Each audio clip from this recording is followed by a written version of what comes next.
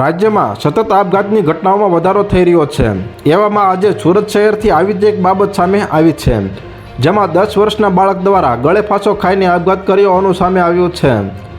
સુરત જિલ્લાના પાડેસરામાં 10 વર્ષના બાળક દ્વારા ગળે ફાંસો ખાઈ આપઘાત કરવામાં આવ્યો હતો, જેમાં રીલ્સ જોતા બે ભાઈઓ વચ્ચે ઝઘડો થયો હતો। આ વાતનું માઠું લાગતા ભાઈ યશ ગુપ્તા દ્વારા બાજુની રૂમમાં જઈ ગળે ફાંસો ખાઈને આપઘાત કરી લેવામાં આવ્યો હતો।